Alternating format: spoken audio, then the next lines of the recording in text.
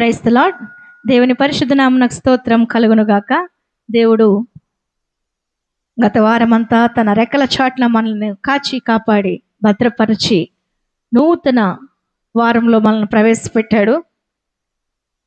మరి దేవుని వాక్యము కాసేపు ధ్యానించుకుందామండి. దేవుని వాక్యాన్ని చదువుకుని వాక్య భాగంలోకి వెళ్దాం. మనము యోబు గ్రంథము 8వ అధ్యాయము, యోబు గ్రంథము 8వ అధ్యాయము 7వ వచనం చదువుకుందామండి. యోబు గ్రంథము 8వ అధ్యాయము 7వ వచనము.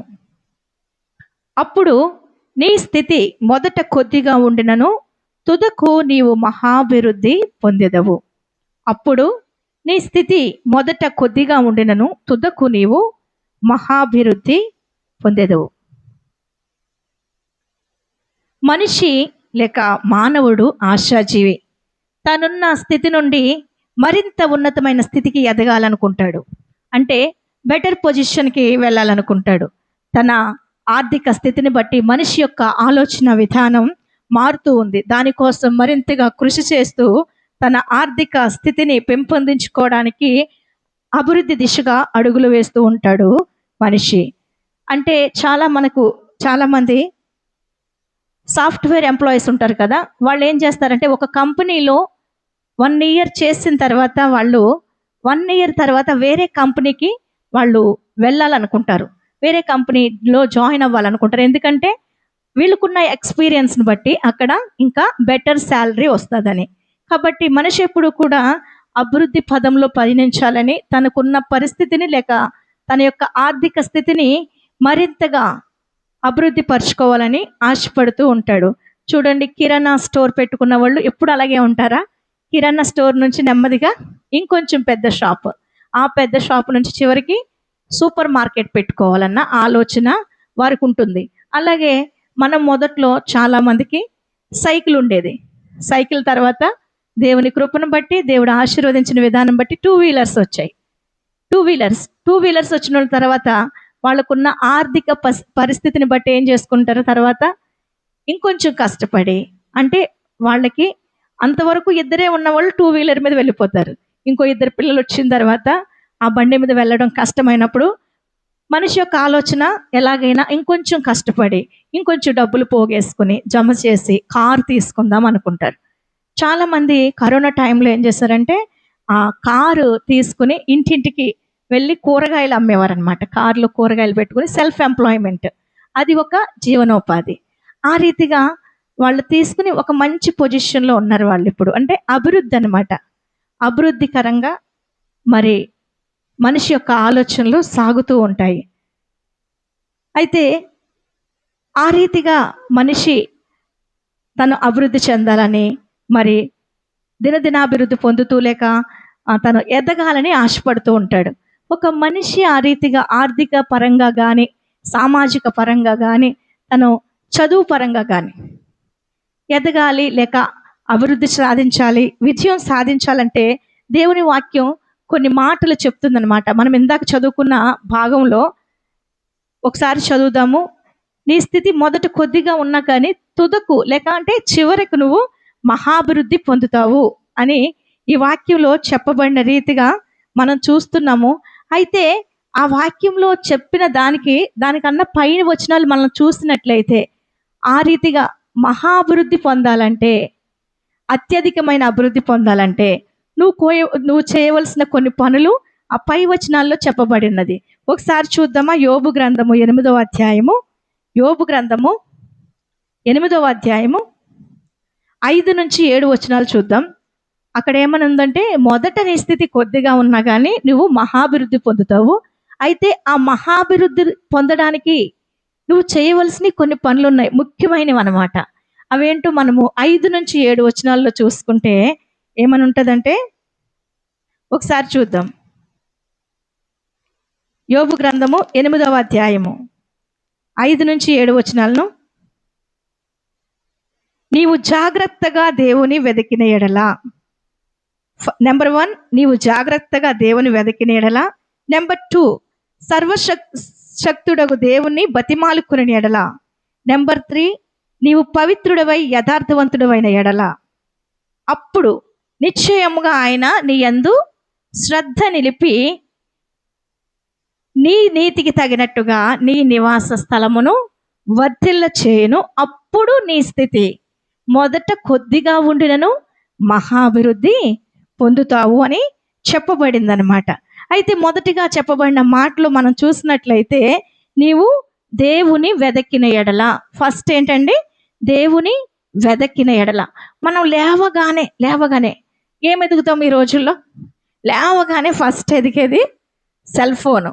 ఇక నిద్ర కళ్ళతోటే, కళ్ళు కూడా తెరవకుండా చేతులతో తడుముతారు. ఫోన్ ఎక్కడుంది, ఫోన్లో ఏం మెసేజెస్ వచ్చినాయి, ఏమైనా మిస్డ్ కాల్స్ ఉన్నాయా, లేదంటే న్యూ అప్డేట్స్ ఏమున్నాయి, న్యూస్ ఏంటి అంటే లేవగానే మనం వెతికేది ఏంటంటే ప్రజెంట్ ప్రతి ఒక్కరు కూడా సెల్ ఫోన్ని వెతికే వారిగా ఉన్నారనమాట.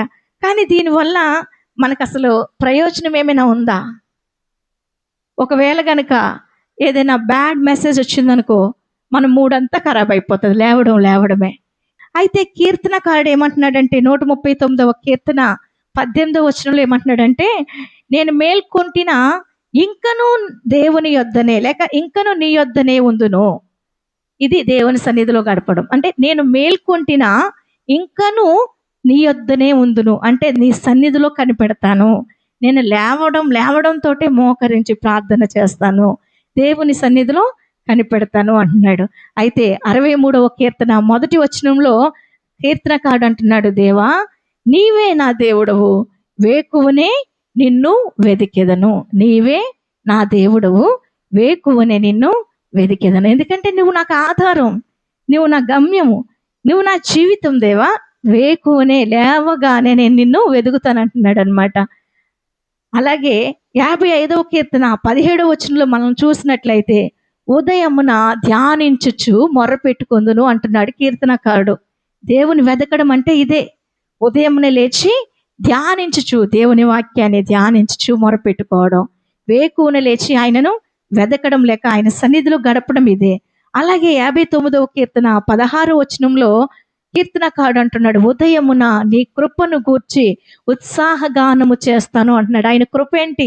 నువ్వు నేను బ్రతికుండడమే దేవుని కృప. మన ఎడల ఆరోగ్యంతో ఉండడమే దేవుని కృప. లేవగానే మన కాళ్ళు చేతులు చక్కగా కదిలించగలుగుతున్నాం, చక్కగా శక్తితో బలంతో నిలబడగలుగుతున్నాం. చాలా మంది అలాంటి స్థితిలో లేని వారు ఉన్నారు. కాబట్టి ఉదయమున నీ కృపను గూర్చి ఉత్సాహగానము చేస్తానంటున్నాడు కీర్తనకారుడు. అయితే ఇంకా అదే కీర్తనలో మనం చూసినట్లయితే 105వ కీర్తన 3-4 వచనాలు మనం చూసినట్లయితే, దేవుని వెతికినప్పుడు మనకి ఏమేమి దొరుకుతాయో అక్కడ చాలా చక్కగా చెప్పబడింది. ఒకసారి చూద్దామా? 105వ కీర్తన 3-4 వచనాలు చూద్దామండి. 105వ కీర్తన 3-4 వచనాలు. ఆయన పరిశుద్ధ నామమును బట్టి అతిశయించుడి, యెహోవాను వెదుకువారు హృదయమందు సంతోషించుదురుగాక. యెహోవాను వెదకుడి, ఆయన బలమును వెదకుడి, ఆయన సన్నిధిని నిత్యము వెదకుడి. చూసారా, యెహోవాను వెదకువారు హృదయమందు సంతోషిస్తారంట. ఈ రోజుల్లో చాలా మంది దిగులుగా, మరి చాలా టెన్షన్స్ తోటి, అయోమయంలో, గందరగోళంలో ఎందుకుంటున్నారంటే వాళ్ళు దేన్ని వెతుకుతున్నారు? దేవుని వెతకట్లేదు. లేవగానే ఏ ఫోనో వెతుక్కుంటారు, మరి ఇంకేదేదో వెతుకుతూ ఉంటారు. కానీ యెహోవాను వెతికితేనంట హృదయంలో సంతోషిస్తామన్నమాట. అదే గనుక మనము అవి రకరకాల ఫోన్ ముట్టుకోగానే రకరకాల న్యూస్ ఉంటాయి అన్నమాట. మంచి చెడు రకరకాలు ఉంటాయి. వాటి వల్ల మనకు ప్రయోజనం ఏమి లేదు. కానీ యెహోవాను వెతుకువారు హృదయమందు సంతోషిస్తారు. ఇంకా ఆ రోజంతా వాళ్ళ హృదయం ఆనందంతో నింపబడి ఉంటుందన్నమాట. ఇంకా అందుకే కీర్తనకారుడు అంటున్నాడు, యెహోవాను వెదకుడి, ఆయన బలమును వెదకుడి, ఆయన సన్నిధిని నిత్యము వెదకుడు అంటున్నాడు. ఒక రోజు కాదు, 2 రోజులు కాదు, నిత్యము కూడా ఆయన సన్నిధిని వెదకమని మరి ఇక్కడ చెప్తున్నాడు. ఆ రీతిగా వెతికినప్పుడు మనకి నో టెన్షన్స్, ఎలాంటి టెన్షన్స్ ఉండదు. మన రోజుని దేవునితో ప్రారంభించినప్పుడు, దేవుని సన్నిధిలో గడిపినప్పుడు ఆ రోజంతా కూడా దేవుని యొక్క సన్నిధి మన చుట్టూ ఆవరించుంటుంది, దేవుని నడిపింపు ఉంటుంది. కాబట్టి మనకి అశాంతి, గందరగోళం, అయోమయం ఈ పరిస్థితులు ఏం మన దగ్గరికి రావు. అది దేవుని వెతకడం అంటే. అంతేకాదు, దేవుని వెతికినప్పుడు ఏమవుతుందో దేవుడే స్వయంగా తన ప్రజలకు చెప్పిన మాట, ఇర్మియా గ్రంథము 29వ అధ్యాయము 13వ వచనం ఒకసారి చూద్దామండి. ఇర్మియా గ్రంథము 29వ అధ్యాయము 13వ వచనాన్ని చూద్దాము. ఇక్కడ దేవుడే చెప్తున్న మాట, మీరు నన్ను వెదకిన ఎడల, పూర్ణ మనస్సుతో నన్ను గూర్చి విచారణ చేయునెడల మీరు నన్ను కనుగొందురు, నన్ను నేను మీకు కనపరుచుకొందును. ఇదే యెహోవా వాక్కు. నేను మిమ్మును చెరలో నుండి రప్పించెదను. నేను మిమ్మును చెరపట్టి ఏ జన్మల్లోనికి ఏ స్థలముల్లోనికి మిమ్మల్ని తోలివేసితను ఆ జనులందరిలో నుండి ఆ స్థలములన్నిటిలో నుండి మిమ్మును సమకూర్చెదను. ఇదే యెహోవా వాక్కు. ఎచ్చటి నుండి మిమ్మను చెరపంపితును, అచ్చటికే మిమ్మను మరలా రప్పింతును. చూసారా, దేవుని వెతికినప్పుడు పూర్ణ మనసుతో దేవుని గురించి విచారణ చేసినప్పుడు దేవుడు ఏమంటున్నాడంటే, నన్ను నేను కనపరుచుకుంటాను, నన్ను మీకు కనపరుచుకుంటాను, మిమ్మల్ని చెరలో నుంచి విడిపిస్తాను అంటున్నాడు. చెర అంటే బానిసత్వం ఒకటేనా? మనం అనేక శ్రమల ద్వారా, అనేక బంధకాల ద్వారా కట్టబడి ఉంటున్నారు ప్రజలు. ఎట్లా అంటే అనారోగ్యం ద్వారా, అశాంతి ద్వారా, ఆర్థిక ఇబ్బందుల ద్వారా, అయోమయం, గందరగోళం, అర్థం కాని పరిస్థితి, వీటన్నిటి ద్వారా కూడా మనము చెరపట్టబడిన పరిస్థితిలో ఉన్నప్పుడు దేవుడు ఏమంటున్నాడంటే, వాటి నుంచి విడిపిస్తాను అంటున్నాడు. ఎప్పుడు విడిపిస్తాడు? నువ్వు శ్రద్ధగా దేవుని వెతికిన ఎడలా. ఇంకా నువ్వు నీ బంధకాల్లో ఉన్నావేమో, అశాంతితో ఉన్నావేమో, అనారోగ్యంతో ఉన్నావంటే నువ్వు దేవుని వెతకట్లేదు. దేవుని వెతికితే దేవుడు నిన్ను ఆ అనారోగ్యం నుంచి, ఆ చెర నుంచి విడిపిస్తానంటున్నాడు. మరి దేవుని వెతికే వారంగా ఉన్నామా? నీవు అభివృద్ధి పదంలో పయనించాలంటే, నీ స్థితి మొదటి కంటే మహాభివృద్ధి పొందాలంటే నువ్వు ఫస్ట్ చేయవలసింది ఏంటంటే దేవుని వెతకాలి. నువ్వు దేవుని వెతకాలి. ఆ తర్వాత రెండోది ఏంటంటే దేవుని వెతకాలి కదా. దేవుని వెతికినప్పుడు దేవుడు మనకి కనపరుచుకుంటానంటున్నాడు. మనకి క్షేమాన్ని, భద్రతను ఇచ్చేవాడిగా ఉంటున్నాడు. చూడండి, మన ఇంటి కొరకు మనము ఎన్నెన్నో జాగ్రత్తలు తీసుకుంటూ ఉంటాం కదా. అంటే ఇప్పుడు ఎండాకాలం, కొన్ని రోజులు పోతే వర్షాకాలం వస్తుంది కదా. మనం ముందే జాగ్రత్త పడిపోతాం, వర్షం ఎక్కడ రాకుండా, ఎక్కడైనా వర్షం పడే సూచనలు ఉంటే అవి రాకుండా, అలాగే ఇంకా తడిసిపోయే ప్లేసెస్ ఉంటే కనుక వాటిని సరి చేసుకుంటూ మనం ఉంటాం. మరి ఈ ఇహలోక సంబంధమైన ఇంటి గురించి జాగ్రత్తలు తీసుకుంటున్నాం, ఇంత ప్రొటెక్షన్ మనం ఏర్పరచుకుంటున్నాం. మరి మన ఆత్మీయ ఇల్లు గురించి మనం ఎలాంటి జాగ్రత్తలు తీసుకుంటున్నాం? దేవుని వెతికినప్పుడు మన ఆత్మపూర్వకంగా, లేకపోతే మనము ఆత్మీయంగా వర్ధిల్లుతూ ఉంటాము, దేవునిలో మనము అభివృద్ధి పొందుతూ ఉంటాము. కాబట్టి మనల్ని మనము అభివృద్ధి పరచుకోవాలంటే, ఆత్మీయంగా వర్ధిల్లుతూ ఉండాలంటే దేవుని సన్నిధిలో గడపటం చాలా ముఖ్యమైనదన్నమాట. అలాగే రెండో మాట ఇక్కడ యోబు చెప్తున్న మాట ఏంటంటే, యోబు గ్రంథంలో చెప్పబడిన మాట, సర్వశక్తుడగు దేవుని బ్రతిమాలుకొని ఎడల. ఇది కూడా దేవుని సన్నిధిలో గడపటంతోనే సాధ్యపడుతుంది అన్నమాట. బ్రతిమాలుకోవడం అంటే నిన్ను నువ్వు తగ్గించుకోవడం, నువ్వు తగ్గించుకుని ప్రభువా ప్లీజ్ అని, ప్లీజింగ్ అనమాట. ఆయన మనల్ని కనికరించే వరకు కనిపెట్టి ఉండడం. కీర్తనకారుడు అంటాడు కదా, నేను యెహోవా కొరకు సహనముతో కనిపెట్టుకుంటేనే, ఆయన నిన్ను కరుణించే వరకు కనిపెట్టుకుంటూ ఉండడం, అంతగా తగ్గించుకోవడం. యబ్బోకు రేవు దగ్గర యాకోబు తగ్గించుకున్నాడే, నీవు నన్ను దీవించే వరకు కూడా నిన్ను విడవను అన్నాడు అనమాట. అదే ఆయనను బ్రతిమాలుకోవడం, నన్ను ఆశీర్వదించు, నన్ను దీవించు అని దేవుని బ్రతిమాలుకోవడం. పేతురు రాసిన పత్రిక 1వ అధ్యాయం 5వ వచనము, 5 నుంచి 6 వచనాలు మనం చూసినట్లయితే, ఆయన మిమ్మును తగిన కాలమందు హెచ్చించులాగున ఆయన బలిష్టమైన చేతి క్రింద దీన మనస్కులయుండుడి. అంటే ఆయన నిన్ను హెచ్చిస్తాడు, కానీ దానికి ఒక పర్టికులర్ టైం ఉందన్నమాట. దేవుని దృష్టిలో ఆయన నీ కొరకు నియమించిన టైం ఉంది. ఆ సమయం వచ్చినప్పుడు నీవు మహాభివృద్ధి పొందుతావు. అంతవరకు కూడా నువ్వేం చేయాలంటే ఆయన బలిష్టమైన చేతి క్రింద దీన మనస్కులుగా ఉండాలి. ఆ పై వచనాలు ఏం చెప్తాడంటే, దీన మనస్సు అనే వస్త్రాన్ని ధరించుకోవాలంట. మనకి దీనత్వం ఉన్నప్పుడే కదా ఎవరినైనా బతిమలాడుకుంటాం. అటువంటి దీనత్వం మనకు ఉన్నప్పుడు మనము దేవుని దగ్గర నుంచి అనేకమైన మేలు పొందుకుంటాము. కాబట్టి సర్వశక్తి దేవుని మనం బ్రతిమాలుకోవాలంటే కనిపెట్టాలి, దీనత్వం కలిగి ఉండాలి. మనల్ని మనం తగ్గించుకోవాలి. మూడవ మాట, నీవు పవిత్రుడవై. అక్కడ చూసిన మాట ఏంటంటే నీవు పవిత్రుడవై అంటే ఆయన పరిశుద్ధుడు గనుక మనం కూడా పరిశుద్ధులుగా ఉండాలి. లేవికాండము 11 అధ్యాయం 44 వచనంలో స్వయంగా దేవుడే ఇశ్రాయేలీయులతో చెప్తున్నాడు ఏంటంటే, నేను పరిశుద్ధుడును గనుక మీరును పరిశుద్ధులయ్యుండుడి. లేవికాండం 11:44 వచనంలో చెప్పబడిన మాట, నేను పరిశుద్ధుడను గనుక మీరును పరిశుద్ధులయ్యుండుడి అన్నమాట. అదే మాటను పేతురు భక్తుడు రాస్తూ పేతురు రాసిన మొదటి పత్రిక 1వ అధ్యాయము 14-16 వచనాలు మనం చూసినట్లయితే, సమస్త ప్రవర్తన యందు పరిశుద్ధులుగా ఉండాలంట. సమస్త ప్రవర్తన యందు. సమస్త ప్రవర్తన అంటే చూడండి, చాలా మంది చక్కగా పాటలు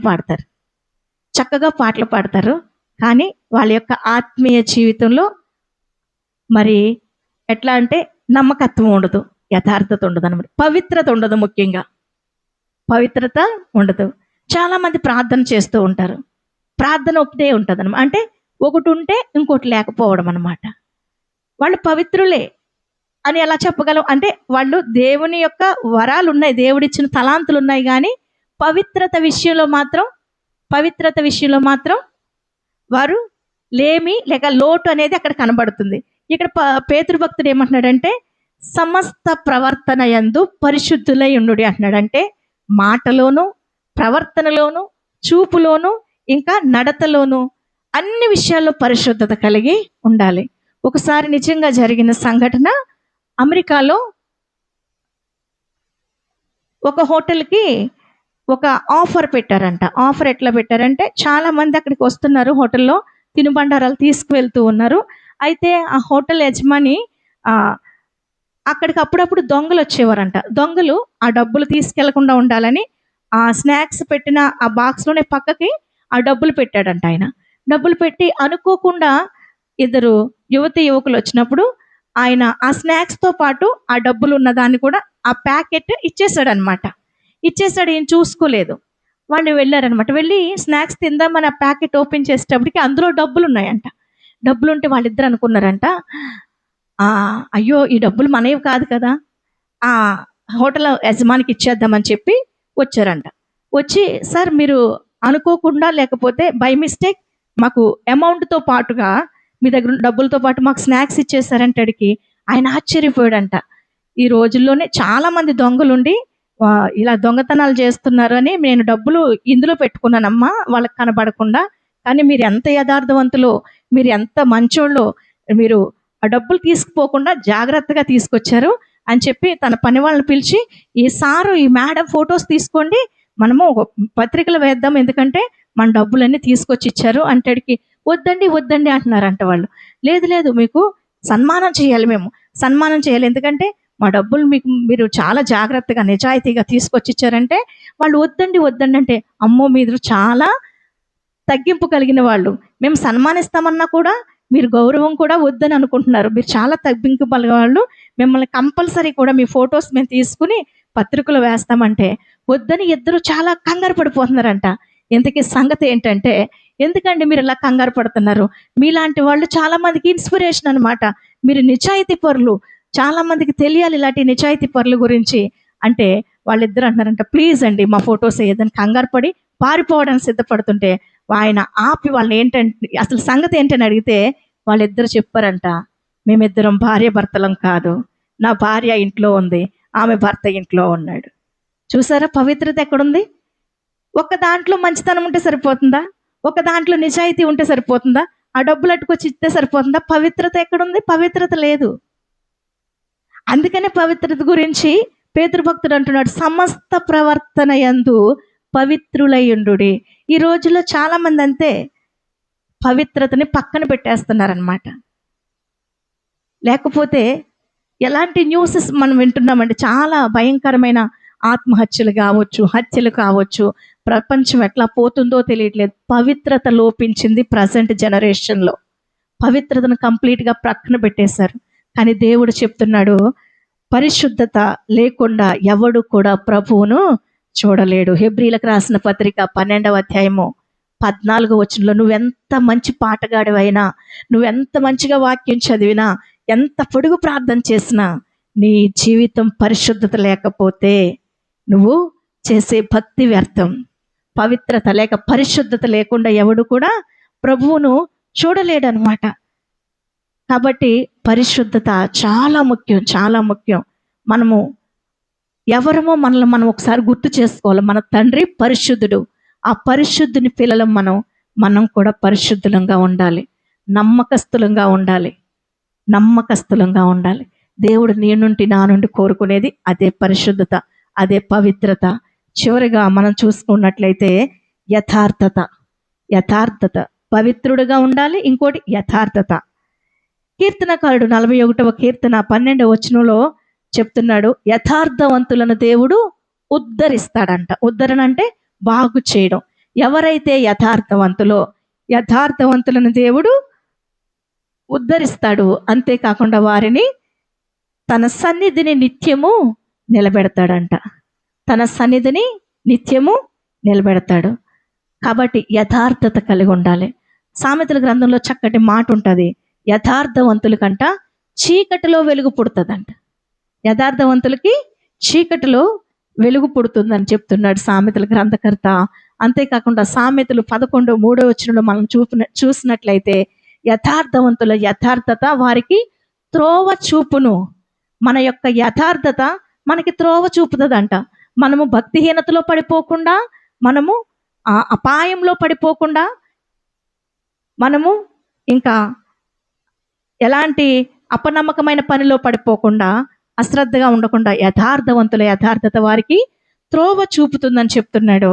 అలాగే యథార్థంగా ప్రవర్తించువాడు రక్షించబడునని సామెతలు 28:8 వచనంలో మనం 18వ వచనంలో చూస్తున్నాం. యథార్థంగా ఉన్నవాళ్ళు రక్షింపబడతారనమాట. యథార్థత చాలా ముఖ్యమైనది. చివరిగా మనం చూసినట్లయితే 84వ కీర్తన 11వ వచనంలో ఉంటుంది, యథార్థంగా ప్రవర్తించే వారికి ఆయన ఏ మేలు చేయక మానడు. 84వ కీర్తన 11వ వచనంలో యథార్థంగా ప్రవర్తించే వారికి ఆయన ఏ మేలు చేయక మానడు. కంపల్సరీ మేలు చేస్తాడనమాట. ఇక్కడ యోబు గ్రంథంలో మనం చూసుకున్నాం, మొదట నీ స్థితి కొద్దిగా ఉన్నా కానీ నీవు తుదకు మహాభివృద్ధి పొందాలంటే ఫస్ట్ నువ్వు చేయవలసింది సర్వశక్తుడగు దేవుని వెదకాలి, దేవుని సన్నిధిని వెదకాలి. రెండోది సర్వశక్తుడగు దేవుని బ్రతిమాలుకోవాలి. మూడోది పవిత్రుడుగా ఉండాలి. 4 యథార్థంగా ప్రవర్తించాలి. ఆ రీతిగా నువ్వు ప్రవర్తించినప్పుడు మనం ఇంతవరకు చెప్పుకున్నాం కదా, ఆయన నిన్ను వర్ధిల్ల చేస్తాడు. చూడండి, ఇప్పుడు ఆ వచనం చూద్దాం. చూడండి, యోబు గ్రంథము 8వ అధ్యాయము 5, 6, 7 వచనాలు చదివిన తర్వాత 8వ వచనం చూద్దాం. 8వ అధ్యాయము 5, 6 వచనాలు. నీవు జాగ్రత్తగా దేవుని వెదకిన ఎడల, రెండవది సర్వశక్తుడగు దేవుని బ్రతిమాలుకొనిన ఎడల, మూడవది పవిత్రుడవై, 4వది యథార్థవంతుడవైన ఎడల నిశ్చయముగా ఆయన నీ యందు శ్రద్ధ నిలిపి నీ నీతికి తగినట్టుగా నీ నివాస స్థలాన్ని వర్ధిల్ల చేస్తాడంట. నీవు ఉంటున్న ప్లేస్ని ఆశీర్వదిస్తాడు నీ నీతికి తగినట్టుగా. దానికి ప్రమాణం ఏంటంటే నీ నీతి, నీ యథార్థత, నీ పవిత్రత, నీ ప్రవర్తన. దీని ఆధారంగా నీ యొక్క ఆశీర్వాదం ఉంటుందన్నమాట. నీ నీతి ఆధారంగా, నీ ప్రవర్తన ఆధారంగా, నీ యథార్థత, నీ పవిత్రత ఆధారంగా నీ యొక్క నివాస స్థలాన్ని ఆయన వర్ధిల్ల చేసేవాడిగా ఉన్నాడు. అప్పుడు నీ స్థితి మొదట కొద్దిగా ఉన్నా కానీ తుదకు నీవు మహాభివృద్ధి పొందుతావు. అంటే నీవు అభివృద్ధి పొందాలంటే అది నీ చేతుల్లోనే ఉందన్నమాట. నువ్వు అభివృద్ధి పొందాలంటే నువ్వు దేవుని వెదకాలి, సర్వశక్తుడగు దేవుణ్ణి బ్రతిమాలుకోవాలి, నేను నీవు తగ్గించుకుని ఆయన గొప్ప చేయాలి. మూడవది పవిత్రుడిగా ఉండాలి. 4వది యథార్థవంతుడిగా ఉన్నప్పుడు అప్పుడు ఆయన నీ యందు దృష్టి నిలుపుతాడనమాట. దృష్టి నిలిపి నీ నీతికి తగినట్టుగా నీ నివాస స్థలాన్ని వర్ధిల్ల చేస్తాడు. నీ స్థితి మహాభివృద్ధికరమైన స్థితిలోకి వస్తుంది. నీ పరిస్థితి అంతా కూడా మారిపోతుంది. ఈ రీతిగా మనం బైబిల్లో చూసుకున్నట్లయితే కొంతమంది భక్తులు వారి యొక్క స్థితి నుంచి వారి పరిస్థితిని దేవుడు ఏ రీతిగా మార్చాడో చూసుకున్నట్లయితే, ఫస్ట్ గొర్రెలు కాసుకునే యోసేపును దేవుడు ప్రధానమంత్రిగా చేశాడా లేదా? మనం ఆదికాండం 37వ అధ్యాయం 2వ వచనంలో చూసినట్లయితే, అతడు 17 ఏండ్ల వాడై, యోసేపు 17 ఏండ్ల వాడై తన తండ్రి మందను మేపుచుండెను. గొర్రెలు కాసుకునేవాడు యోసేపు. యోసేపు యొక్క పవిత్రత, యోసేపు యొక్క యథార్థత, యోసేపు దేవుని మీద ఆధారపడడం, దేవుని బ్రతిమాలుకోవడం, వీటిని బట్టి యోసేపు ఐగుప్తు దేశానికి, ఏ దేశానికైతే బానిసగా అమ్మబడ్డాడో, సేవకుడుగా వెళ్ళాడో, ఆ దేశంలోనే అధికారిగా, రెండవ అధికారిగా, ఫరో ఇల్లంతటి మీద అధికారిగా నియమించబడ్డాడు. అంతేకాకుండా అక్కడ ఏమంటాడంటే, యోసేపు ఆజ్ఞ లేకుండా ఎవరు కాలెత్తకూడదు, చెయ్యెత్తకూడదు. ఎంత గొప్ప ఆధిక్యత! ఒక గొర్రెలు కాచుకునేవాడికి దేవుడిచ్చిన ఆధిక్యత, అతని యొక్క యథార్థతను బట్టి, పవిత్రతను బట్టి దేవుడిచ్చిన గొప్ప ధన్యత లేక ఆధిక్యత. రెండవదిగా మనం చూసుకున్నట్లయితే, గొర్రెలను కాచుకునే మోసేను దేవుడు గొప్ప నాయకుడిగా నియమించాడు. నిర్గమకాండం 3వ అధ్యాయం 1వ వచనంలో చూసుకుంటున్నట్లయితే, మోషే తన మామ మందను మేపుచూ ఉన్నాడు. అక్కడ దేవుడు పిలుచుకున్నాడు. పిలిచి, నిన్ను ఇశ్రాయేలీలకు నాయకుడిగా నియమించి వారిని చెరలో నుంచి, ఐగుప్తు చెరలో నుంచి మరి కనాను దేశానికి నడిపించడానికి గొప్ప నాయకుడిగా మోషేను దేవుడు ఏర్పాటు చేసుకున్నాడు. తన యొక్క నమ్మకత్వాన్ని బట్టి. మోషే గురించి దేవుడే స్వయంగా చెప్పిన మాట ఏంటంటే, మోషే నా ఇల్లంతటిలో నమ్మకమైన వాడు, భూమి మీద ఉన్న వారందరిలో సాత్వికుడు. చూసారా, మోషే నమ్మకత్వం, మోసే సాత్వికత ఆయన్ని కొన్ని లక్షల మంది ఇశ్రాయేలు జనాంగానికి గొప్ప నాయకునిగా చేసింది.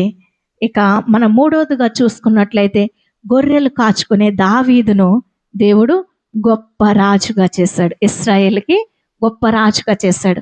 గొర్రెలు కాచుకునే దావీదును ఎన్నుకున్నాడు. దావీదు గురించి చెప్పిన దేవుడి మాట, నా హృదయానుసారుడు, నా ఇష్టానుసారుడు. అంటే దేవుని హృదయం మెరిగిన వాడు దావీదు. ఆయనతో చేసిన వాగ్దానం ఏంటంటే, తరములన్నిటి కూడా నీ సింహాసనం మీద నీ వారసుడు కంపల్సరీ ఉంటాడు, తప్పక ఉంటాడు. నీ సింహాసనం మీద, నీ సింహాసనం లేక నీ వంశస్థులు కంపల్సరీ ఆ సింహాసనాన్ని ఏలుతూ ఉంటారు. ఆ సింహాసనం మీద నుండి ఎప్పటికీ ఉంటారని దేవుడిచ్చిన వాగ్దానం. మరి దావీదు యొక్క యథార్థత ఆ రీతిగా తన్ను ఒక గొర్రెల కాపరిని రాజుగా చేసింది.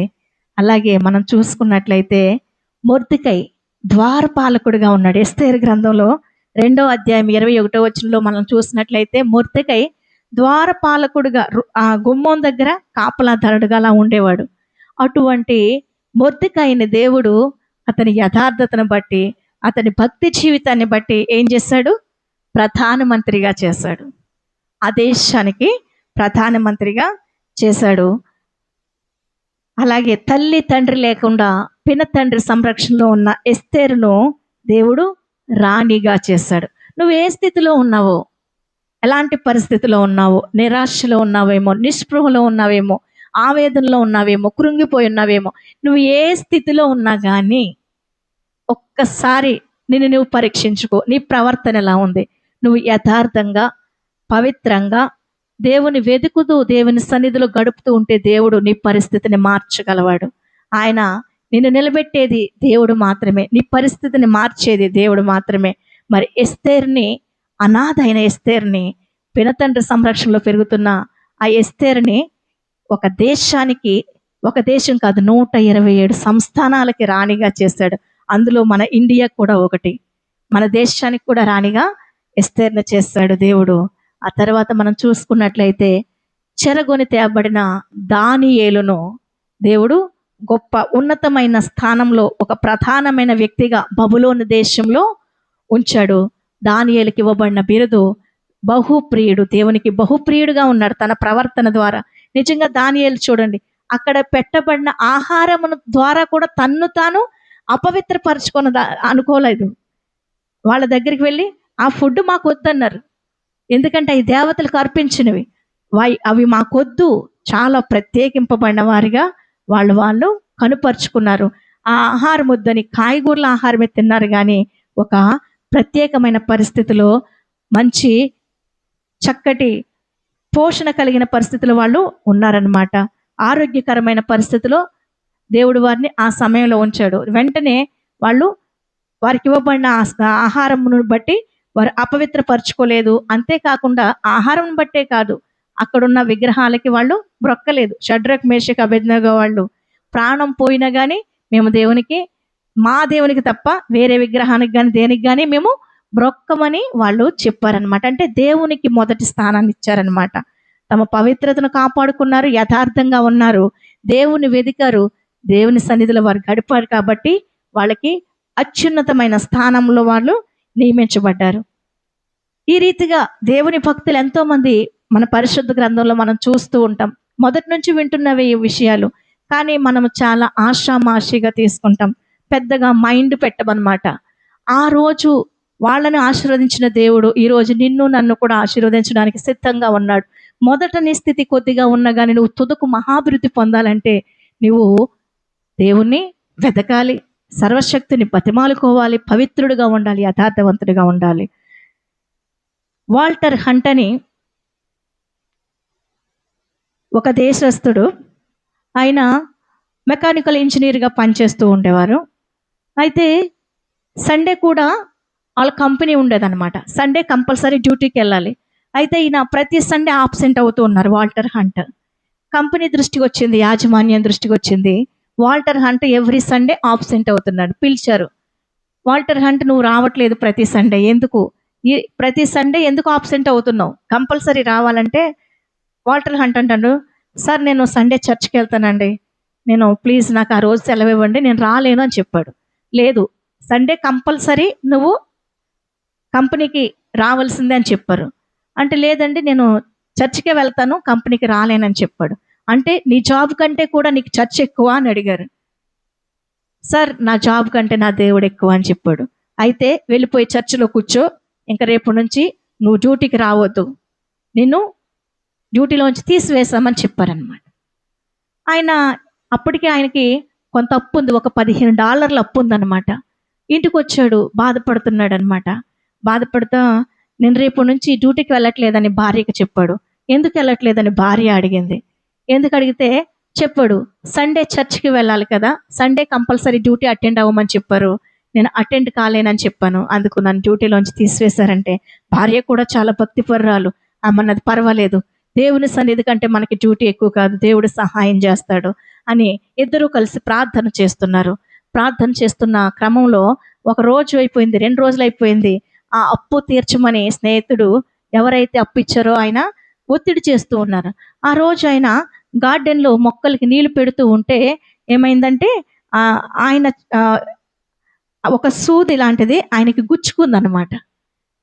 ఆయన షర్ట్కున్నదే గుచ్చుకుని బ్లడ్ వచ్చిందంట. బ్లడ్ వస్తూ ఉంటే వెంటనే వాళ్ళ వైఫ్ వచ్చి తనకి ఫస్ట్ ఎయిడ్ చేసింది.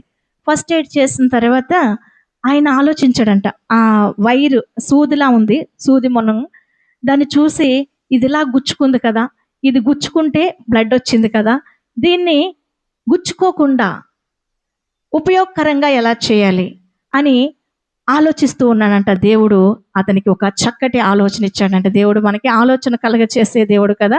ఒక నమూనాని, ఒక డిజైన్ని ఈ వాల్టర్ హంట్ మైండ్లో పెట్టాడంట దేవుడు. నువ్వు ఆ పిన్నుని అలా ఉంచినట్లయితే అది ప్రయోజనకరంగా ఉంటుంది, అది గుచ్చుకోదు కూడా అన్నప్పుడు వెంటనే వాల్టర్ హంట్ దాన్ని ఆ రీతిగా తయారు చేసి తన బటన్కి పెట్టుకున్నప్పుడు చాలా మంచిగా అనిపించిందంట. దానికి అతనే నామకరణం చేశాడు సేఫ్టీ పిన్, అంటే సురక్షితమైందనమాట సేఫ్టీ పిన్. అది పట్టుకెళ్ళాడు, ఆ నమూనా పట్టుకెళ్ళాడు. ఏ స్నేహితుడికి అయితే తను అప్పున్నాడో ఆ నమూనా అక్కడ అతనికి చూపించినప్పుడు అతను చాలా సంతోషపడి ఇది నాకు అమ్ముతావా అన్నాడు. అమ్ముతానంటే ఒక $400, ఇప్పుడు కాదు, అది అప్పుడు దగ్గర దగ్గర 200 సంవత్సరాల క్రితం మాట, నిజంగా జరిగింది. ఆ $400కి ఆ నమూనాను అమ్మివేశాడు. అమ్మి తనకున్న అప్పు తీర్చేసుకున్నాడు. అంటే దేవుడు చూసారా, తను డ్యూటీ పోయింది, అలాగని తను ఆ నిరాశలో లేడు, బాధలో లేడు, కానీ దేవుడు ఒక చక్కటి ఆలోచన ఇచ్చాడు. ఇప్పటికీ కూడా మనందరం ఆ సేఫ్టీ పిన్ ప్రతిరోజు ఏదో దానికి గుచ్చుకుంటూ ఉంటాం, అంటే దాన్ని యూజ్ చేస్తూనే ఉంటాం అన్నమాట. దేవుడు ఆలోచన ఇచ్చాడు, ఒక చక్కటి ఆవిష్కరణకు ఒక మంచి ఆలోచన దేవుడు తనకు ఇచ్చాడు. మరి దేవుని సన్నిధిని తను పోగొట్టుకోకుండా దేవుని సన్నిధిలో ఉన్నందుకు గొప్ప ఆవిష్కరణ చేయడమే కాదు, గొప్ప పేరు ప్రఖ్యాతులు కూడా తనకి ఇచ్చాడనమాట. అలాగే విలియం కోల్గేట్ ఎంతమందికి తెలుసా అండి? విలియం కోల్గేట్ పేరు విన్నారా? William Colgate. కోల్గేట్ పేస్ట్ లేకుండా ఏ ఇల్లు ఉండదు. మార్నింగ్ అయితే కోల్గేట్ బ్రష్, కోల్గేట్ పేస్ట్, రకరకాల ప్రోడక్ట్స్ ఉన్నాయి కదా. విలియం కోల్గేట్ అనే ఆయన అమెరికాస్తుడు, ఆ దేశస్తుడు. ఆయన ఏం చేసేవాడంటే సబ్బులు, కొవ్వొత్తులు తయారు చేసే కంపెనీలో పనిచేసేవాడు అనమాట. ఒక పేద రైతు కుటుంబంలో జన్మించాడు కాబట్టి చిన్నప్పటి నుంచి కూడా కష్టపడి పనిచేసే తత్వం కలిగిన వాడు. అంతేకాకుండా చక్కటి భక్తి కలిగిన వాడు అనమాట. భయభక్తులు, దేవుని యందు భయభక్తులు కలిగిన వాడు. ఒకసారి ఈ విలియం కోల్గేట్ తనకున్న ఆ ప్రోడక్ట్స్ అన్నీ కూడా, ఆ సబ్బులు, కొవ్వొత్తులు, చిన్న చిన్న సామాన్లు అవన్నీ కూడా సైకిల్ మీద పెట్టుకుని చాలా బరువైన సంచులు పట్టుకుని వెళ్తున్నాడట.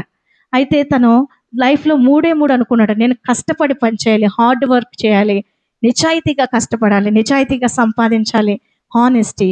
మూడోది ఏంటంటే దేవునికి నేను ఇవ్వవలసింది దేవునికి ఇవ్వాలి. ఈ రీతిగా తన జీవితంలో ముందుకు వెళ్తూ ఉన్నాడు. అయితే ఒకరోజు ఆ రీతిగా వెళ్తూ ఉన్నాడు. ఏమి కూడా అమ్ముడవ్వలేదు. తన దగ్గర ఉన్న వస్తువులన్నీ అలాగే ఉన్నాయి. సాయంత్రం అయిపోతుంది. చాలా ఎండలో తను వెళ్ళాడు. నీరసం వచ్చేస్తుంటే ఇంకా ఇంకా సేపట్లో నేను ఈ వస్తువులు అమ్మకపోతే ఎట్లాగా, ఈరోజు ఏమీ లేకుండా ఒట్టి చేతులతో ఇంటికి వెళ్ళాలా అని బాధపడుతూ ఇంకేం చేశాడంటే అక్కడ మోకరించి ప్రార్థన చేశాడంట. దేవా, ఈ వస్తువులన్నీ అమ్మేలాగా సహాయం చేయి. ఈరోజు వచ్చిన దాంట్లో నేను నీకు దశమ భాగాన్ని ఇస్తాను, నీకు 10వ వంతు ఇస్తాను, ఇవన్నీ కనుక అమ్ముడైపోతాయి అని ప్రార్థన చేసుకుని వెళ్తూ ఉండగానే ఆశ్చర్యకరంగా 2 గంటల్లో ఆయన దగ్గర ఉన్న మాలంతా కూడా అమ్ముడైపోయిందంట. అంత అమ్ముడైపోయింది. చాలా సంతోషించాడు. 10వ శాతాన్ని దేవునికి నమ్మకంగా చెల్లించాడు. అది మొదలుకొని తనకు వచ్చిన ప్రతి దాంట్లో కూడా ఏం చేసేవాడంట, ప్రతిరోజు తీసేవాడంట, తీసి దేవునికి ఇచ్చేవాడు. అంతేకాకుండా ఎంతో మంది పేదవాళ్ళకి చదువు నిమిత్తం ఇచ్చేవాడు, చర్చెస్కి ఇచ్చేవాడు, అనాథాశ్రయాలకు ఇచ్చేవాడు. ఆ రీతిగా ఇస్తూ ఇస్తూ చివరికి ఏం చేస్తాడంటే దేవుడు దాన్ని అంచెలంచెలుగా అభివృద్ధి పరిచాడనమాట. తనకి ఇచ్చిన దానికి 2 3 10 అలాగా వర్ధిల్లటం జరిగిందనమాట. చివరికి ఏం చేశాడంట, 9 భాగాలు దేవునికి ఇచ్చి 1% మాత్రం తాను ఉంచుకోవడం స్టార్ట్ చేశాడనమాట. చివరికి ఆయన చనిపోయే నాటికి అమెరికా దేశంలో ఒక ఉన్నతమైన అత్యున్నత ధనవంతుని లిస్టులో అతను ఉన్నాడంట. ఇప్పటికీ కూడా కోల్గేట్ పేస్ట్ లేకుండా ఏ ఇల్లు ఉండదు. అంటే దేవుడు అభివృద్ధి ఆ రీతిగా ఉంటుంది. దేవుడిచ్చిన ఆశీర్వాదం అలా ఉంటుంది. ఎందుకంటే నమ్మకత్వము, యథార్థత, పవిత్రత ఈ రీతిగా ఉన్నప్పుడు దేవుడు ఎవరినైనా ఆశీర్వదిస్తాడు. దావీదుని, యోసేపుని, మొర్దెకైని, ఎస్తేరుని అందరిని ఆశీర్వదించిన దేవుడు నిన్ను నన్ను కూడా ఆశీర్వదిస్తాడు. అయితే మనము దేవుని ఎదుట ఏ రీతిగా ఉండాలి?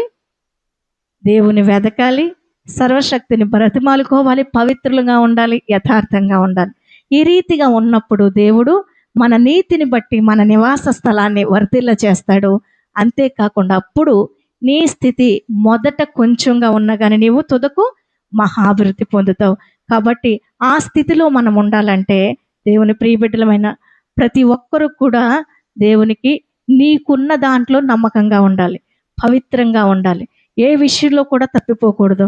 ఆయన యొక్క మార్గంలో నడుచుకుంటూ, భక్తి మార్గం ముఖ్యంగా దేవుని యందు భయభక్తులు కలిగి దేవుని వాక్యాన్ని రోజు కూడా చదువుకుంటూ దేవునికి ప్రార్థిస్తూ దేవుని సన్నిధిలో మనం కొనసాగుతూ ఉన్నప్పుడు దేవుడు మనల్ని అంచెలంచెలుగా అభివృద్ధి పరిచేవాడుగా ఉన్నాడనమాట. దేవుడు మనల్ని ఆశీర్వదించాలంటే, లేకపోతే మనం ఏ స్థితిలో ఉన్నా కూడా, నీ స్థితి ఏదైనా కూడా ఆ పరిస్థితిని మార్చగలిగేది ఒక్క దేవుడు మాత్రమే. కాబట్టి మనం ఏ స్థితిలో ఉన్నా కూడా, మనం చేసే చిన్న పనైనా, ఏ ఉద్యోగం అయినా కూడా, అది వ్యాపారమైనా కానీ నమ్మకంగా ఉండాలి. నమ్మకమైన వానికి దీవెనలు మెండుగా కలుగును అనమాట. నమ్మకత్వం, దేవుని ఎదుట నమ్మకంగా ఉండాలి. ఇంట్లో భర్తకి భార్య నమ్మకంగా ఉండాలి, భార్యకి భర్త నమ్మకంగా ఉండాలి, తల్లిదండ్రులకు పిల్లలు నమ్మకంగా ఉండాలి, స్కూల్లో టీచర్లకి స్టూడెంట్స్ నమ్మకంగా ఉండాలి. ప్రతి విషయంలో నమ్మకత్వం. జాబ్ చేస్తుంటే నీ జాబ్ చేసే ప్రదేశంలో నీ పైన అధికారులకి నమ్మకంగా ఉండాలన్నమాట. ఈ నమ్మకత్వాన్ని దేవుడు చూస్తున్నాడు. ఆ నమ్మకత్వాన్ని ఆయన చూసి నిన్ను ఆ నమ్మకత్వాన్ని బట్టి, నీ నీతిని బట్టి నీ నివాస స్థలాన్ని వర్ధిల్ల చేస్తాడు. మెజర్మెంట్ ఏంటంటే నీ నీతి, నీ ప్రవర్తన, నీ యథార్థత, నీ పవిత్రత, వీటిని ఆధారం చేసుకునే నీ ఆశీర్వాదం ఉంటుంది. కాబట్టి నువ్వే స్థితిలో ఉన్నావో నిన్ను నువ్వు సరి చేసుకో. ఎందుకంటే ఏ యోగ్యత లేని వారిని హెచ్చించేది దేవుడు మాత్రమే. దేవునిచ్చే దీవెన అత్యద్భుతంగా ఉంటుంది. యోసేపును ప్రధానమంత్రిగా చేసిన దేవుడు, గొర్రెలు కాసుకునే దావీదును రాజుగా చేసిన దేవుడు, ఎస్తేర్ను మహారాణిగా చేసిన దేవుడు. నేను కూడా ఏ యోగ్యత లేని దాన్ని, మీ ముందు నిలబడే అర్హత లేని దాన్ని, కానీ దేవుడు ఈరోజు అనేకమైన చోట్ల నిలబడి దేవుని మాటలను పాటలుగా పాడడానికి, దేవుని మాటలను ఇలాగా పంచుకునే కృపనిచ్చాడు. ఈ స్థితిలో ఉన్నామంటే అది దేవుని కృప. అది తప్పితే ఏం కాదు. మా మంచితనమో జ్ఞానమో గొప్ప ఏది కాదు, గొప్పతనం ఎంత మాత్రం కాదు. అందుకే చక్కటి పాట, అర్హత లేకున్నా ప్రేమించావు, యోగ్యత లేకున్నా హెచ్చించావు. అర్హత లేకున్నా ప్రేమించావు, ఇది కేవలం నీ కృపయే. యోగ్యత లేకున్నా హెచ్చించావు, ఇది కేవలం నీ కృపయే. అర్హత లేకున్నా హెచ్చించావు, ఇది కేవలం నీ కృపయే. యోగ్యత లేకున్నా ప్రేమించావు, ఇది కేవలం నీ కృపయే. కృపయే కృపయే నేనేమై ఉన్నానో నీ కృపయే. కృపయే కృపయే నే బ్రతికి ఉన్నానంటే కృపయే. కృపయే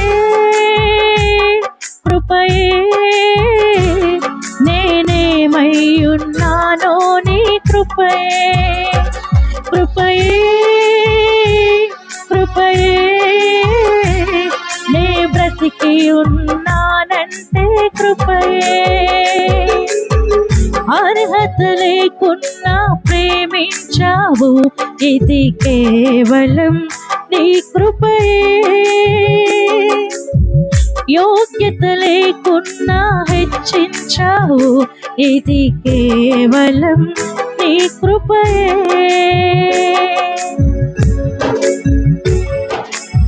ఏ అర్హత లేని వారిని హెచ్చించేది దేవుడు మాత్రమే. నీ పరిస్థితి ఏదైనా కానీ దాన్ని మార్చగలిగేది దేవుడు మాత్రమే.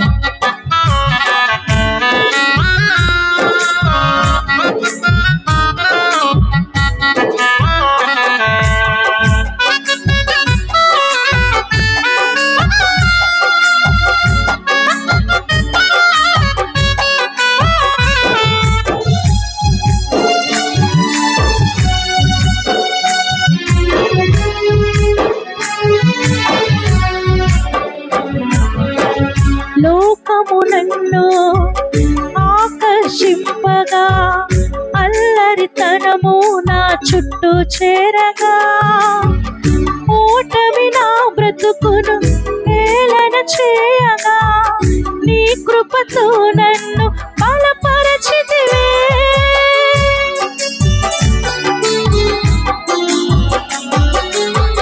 లోకము నన్ను ఆకర్షింపగా, అల్లరితనము నా చుట్టూ చేరగా, ఓటమి నా బ్రతుకును హేళన చేయగా, నీ కృపతో నన్ను బలపరచితివే.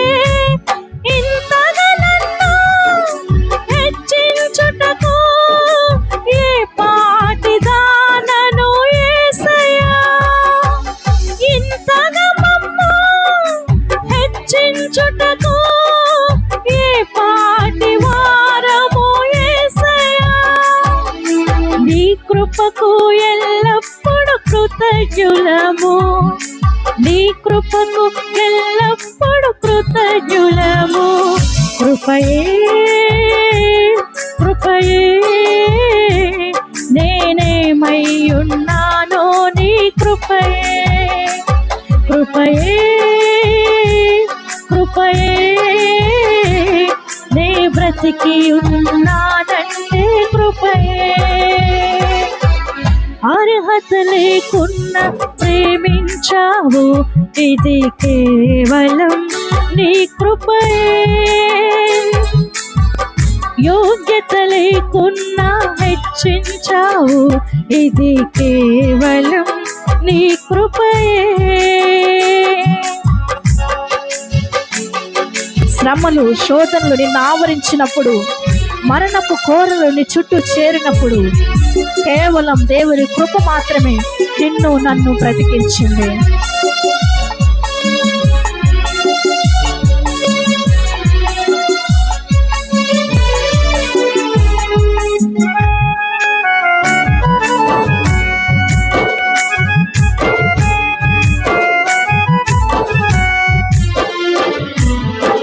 శ్రమలు శోధనలు నన్నావరింపగా, అజ్ఞానము చేదేహీనమవ్వగా, మరణపు కోరలు నా చుట్టూ చేరగా, నీ కృపతో నన్ను బ్రతికించితివే.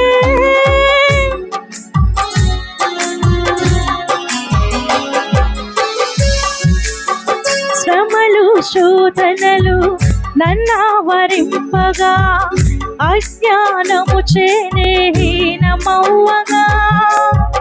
మరణపు కోరలు నా చుట్టూ చేరగా, నీ కృపతో నన్ను బ్రతికించితివే. ఇంతగా నన్ను ప్రేమించుటకు ఏ పాటిదానను యేసయ్యా, ఇంతగా మమ్ము ప్రేమించుటకు ఏ పాటి వారము యేసయ్యా. నీ కృపకు ఎల్లప్పుడు కృతజ్ఞులము, నీ కృపకు ఎల్లప్పుడు కృతజ్ఞులము. కృపయే, కృపయే. నేనేమై ఉన్నానో నీ కృపయే, కృపయే, కృపయే. నే బ్రతికి ఉన్నానంటే కృపయే. అర్హత లేకున్నా ప్రేమించావు, ఇది కేవలం నీ కృపయే. యోగ్యత లేకున్నా హెచ్చించావు, ఇది కేవలం నీ కృపయే.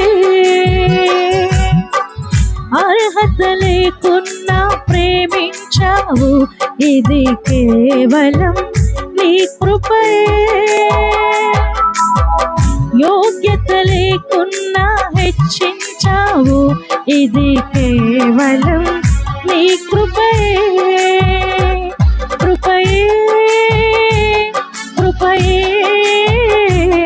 నేనేమై ఉన్నానో నీ కృపయే, కృపయే, కృపయే.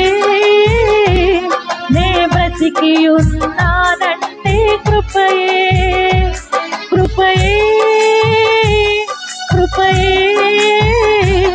నేనేమై ఉన్నానో నీ కృపయే, కృపయే, కృపయే. నే బ్రతికి ఉన్నానంటే కృపయే. నేనేమై ఉన్నాను నీ కృపయే, నే బ్రతికి ఉన్నానంటే కృపయే. అవును ప్రియ దేవుని బిడ్డలారా, మనం ఏమై ఉన్నామో దేవుని కృప. అర్హత లేని వారము, ఏ యోగ్యత లేని వారము, మనలను ప్రేమించాడు, మనలను హెచ్చించాడు దేవుడు. నీ స్థితి ఎలాంటిదైనా కానీ నీ స్థితిని మార్చగలిగేది దేవుడు, నీ పరిస్థితిని చక్కదిద్దగలిగేది దేవుడు. నీవు ఆయన వెతికితే, ఆయన సన్నిధిలో నువ్వు గడిపితే నీ పరిస్థితి మారుతుంది. నీ పవిత్రత ఆధారంగా, నీ యథార్థత ఆధారంగా, నీ నీతికి తగినట్టుగా దేవుడు నీ నివాస స్థలాన్ని, వర్ధిల్ల చేస్తానంటున్నాడు. అప్పుడు నీ స్థితి మొదట కొద్దిగా ఉన్నా కానీ తుదకు నీవు మహాభివృద్ధి పొందుతావు. నువ్వే స్థితిలో ఉన్నా కానీ నమ్మకంగా ఉండు. దేవుణ్ణి వెతుకు, ఆయన బలాన్ని వెతుకు, ఆయన సన్నిధిని నిత్యము వెతుకు. ఆయన సన్నిధిలో సంపూర్ణ సంతోషం ఉంది. ఆయన సన్నిధిలో నిత్యము సుఖములున్నవి. ఆశీర్వాదము, శాశ్వత జీవము, మేలు, దీవెన ఇవన్నీ మనం పొందుకోవాలంటే ఆయన సన్నిధిని మనం కనబడదాం, ఆయన సన్నిధిని వెతుకుదాం. ఇంతవరకు మనం ప్రతిరోజు దేన్నో వెతికాం. దేన్నైనా వెతికవా? ఇంతవరకు నువ్వు వెతికింది ఏదైనా కావచ్చు. నేటి నుంచి దేవుని దగ్గర ఒక నిబంధన, ఒక తీర్మానం చేసుకుందామా? లేవగానే నేను నీ సన్నిధిని వెతుకుతానయ్యా, ఉదయాన్నే నీ కృపను గూర్చి ఉత్సాహగానము చేస్తాను, నీ సన్నిధిలో నేను కనబడతాను, నీ సన్నిధిలో వెలుగెత్తి మొరపెడతాను, నీవే నా దేవుడువు, వేకువనే నిన్ను వెతికెదనని కీర్తనకారుడు చెప్పినట్లుగా చెప్దామా? ఆయనతో మనము తీర్మానం చేసుకుందాం. ప్రతిరోజు అలవాటుగా చేసే భక్తి కాదు, ఒక తీర్మానం చేసుకుందాం. ఆయన సన్నిధిని వెతుకుదాం, ఆయనను వెతుకుదాం, ఆయన సన్నిధిలో గడుపుదాం. పవిత్రత కలిగి, యథార్థత కలిగి ఆయన సన్నిధిలో నమ్మకంగా మనల్ని మనం కనుపరుచుకుందాం. మనం పనిచేసే స్థలంలో నమ్మకత్వం, ఇంటిలో నమ్మకత్వం, స్కూల్లో నమ్మకత్వం, కాలేజీలో నమ్మకత్వం, నీ చుట్టూ ఉన్న సమాజంలో నమ్మకత్వం. ఆయన పరిశుద్ధుడై ఉన్నలాగున మనము కూడా సమస్త ప్రవర్తన యందు పరిశుద్ధులుగా ఉందాం. పరిశుద్ధత లేకుండా ఎవడు ప్రభువును చూడలేడు. పరిశుద్ధతే కంపల్సరీ కావలసింది, ఎన్నటెన్నటికి ఆధారమైనది పరిశుద్ధతే. కాబట్టి అట్టి రీతిగా దేవుని కృపలో మనము కొనసాగుదాం. దేవుడు మన కొరకు దాచి ఉంచిన మేళ్లను పొందుకుందాం. మన పరిస్థితిని మార్చగలిగే దేవుని చేతిలో మన యొక్క ప్రవర్తన నిందారహితంగా, ఎవరు వేలు పెట్టి చూపించలేనిదిగా, పాయింట్అవుట్ చేయలేనిదిగా మంచి ప్రవర్తన, సత్ప్రవర్తన కలిగిన వారంగా ఉంటూ అనేక మంది ఎదుట దేవుని కొరకు సాక్షార్థమైన జీవితాన్ని జీవించుదాం. అట్టి కృప మనందరికీ తోడైండును గాక. జాషువా గారు మనల్ని ప్రార్థనలో నడిపిస్తారు.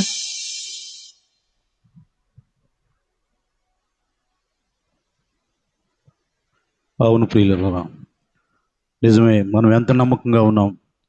నమ్మకమైన వానికి దీవెనలు మెండుగా కలనని వాక్యం చెప్పిన రీతిగా మనం పనిచేసే చోట కానీ, మన జీవితంలో కానీ, మన పరిస్థితుల్లో కానీ ఎంత నమ్మకంగా ఉన్నామని మనం పరీక్షించుకునే సమయము.